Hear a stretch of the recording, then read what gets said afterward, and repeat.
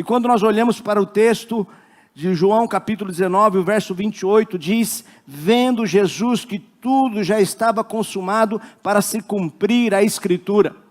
O que isso significa? A Bíblia, ela é a palavra de Deus. Por meio dela, entendemos que tudo que há no mundo foi criado por Deus. E quando Deus criou, Ele fez tudo muito bom. Conforme nós vemos em Gênesis capítulo 1, verso 31, diz: viu Deus tudo quanto fizera, e eis que era muito bom, muito bom. Aí você diz: pastor, mas se é tudo bom, por que tanta guerra, tanta violência, tanto desentendimento? É porque o pecado entrou no mundo. O pecado entrou no mundo. Como coroa da sua criação, Deus fez o homem à sua imagem para zelar por toda a sua obra. Por fazer o homem à sua imagem, Ele concedeu autonomia para nomear as coisas criadas, zelar por ela, para provar dessa autonomia. Deus deu-lhe ao homem uma lei, que se quebrasse teria consequências, conforme descrito em Gênesis capítulo 2, verso 15 a verso de número 17. No capítulo 3, Eva então é enganada. E o seu esposo então também come do fruto que não deveriam.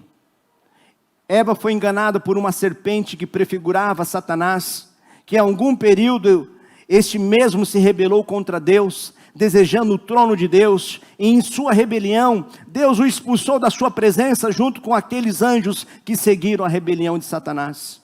Assim como Satanás influenciou a Eva a se rebelar contra a vontade de Deus, ele ainda hoje continua influenciando pessoas na face da terra a se rebelar contra Deus.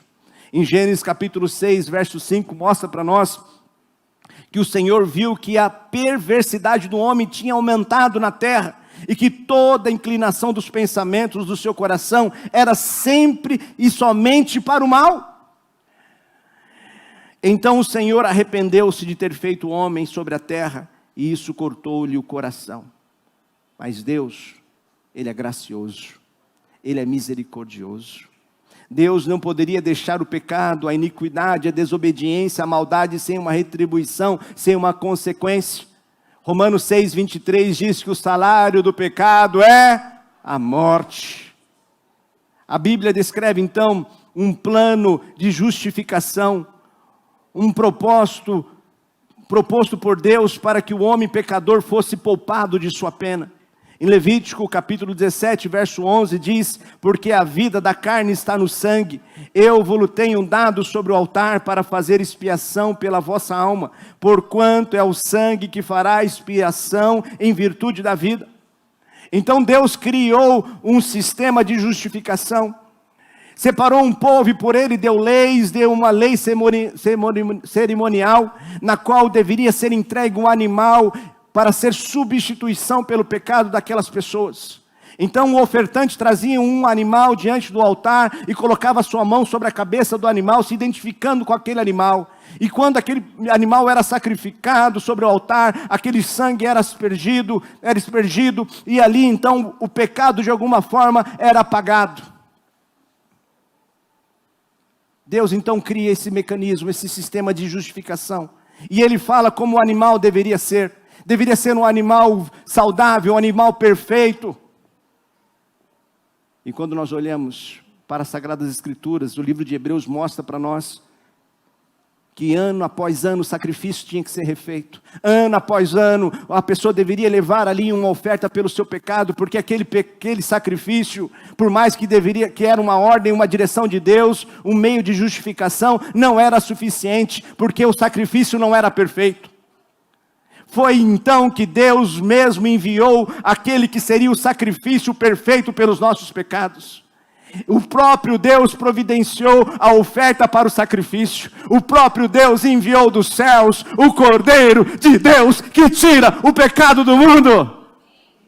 Em Isaías capítulo 53, o profeta tem uma visão desse Cordeiro e ele diz assim: porque foi subindo como renovo, verso 2, perante ele como raiz de uma terra seca, não tinha aparência nem formosura, olhámo-lo, mas nenhuma beleza havia que nos agradasse, era desprezado e o mais rejeitado entre os homens, homem de dores e que sabe o que é padecer, e como um que os homens esconde o rosto, era desprezado e dele não fizemos caso.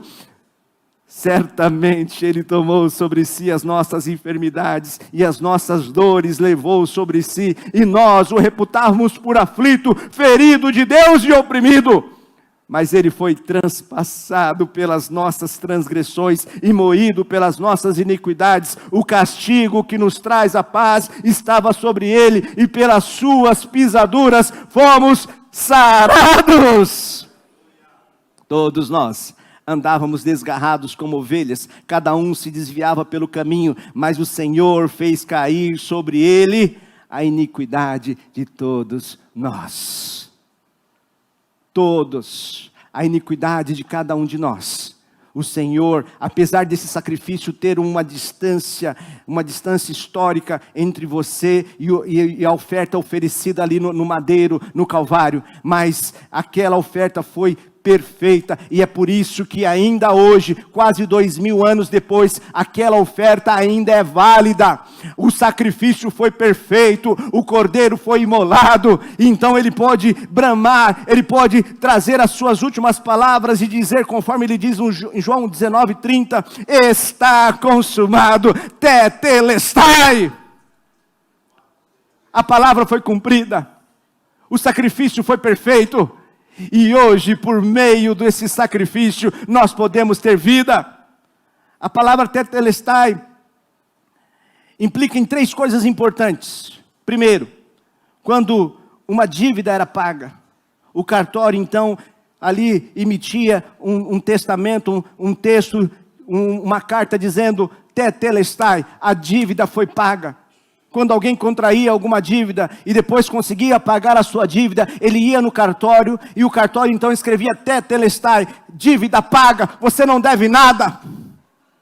Em Colossenses capítulo 2, verso 13, o apóstolo Paulo diz assim: e vós outros que estáveis mortos pelas vossas transgressões e pelas circunstâncias da vossa carne, vos deu vida juntamente com ele, perdoando todos os nossos delitos, tendo cancelado, verso 14, vamos juntos, tendo cancelado o escrito de dívida que era contra nós e que constava de ordenanças, o qual nos era prejudicial, removeu inteiramente, encravando na cruz. Tetelestai, a sua dívida foi paga. Você não tem mais dívida do seu pecado. Lá na cruz, o Senhor estava pagando todo o seu pecado. Esse tetelestai significa que você não tem mais dívida pelo seu pecado. Foi pago, está pago e sempre estará pago, porque o sacrifício foi perfeito. A segunda implicação dessa palavra, que quando um soldado cumpria uma ordem, uma sentença, ele aplicava uma sentença legal, ele usava também essa palavra, dizendo tetelestai, declarando que a sentença for executada. Em 1 Pedro 2:24 diz assim: carregando ele mesmo em seu corpo, sobre o madeiro, os nossos pecados, para que nós, mortos para os pecados, vivamos para a justiça, por suas chagas fostes sarados. Tetelestai, lá na cruz foi cumprido a ordem, foi cumprido a pena, o castigo pelo pecado, que é a morte, Jesus tomou sobre si.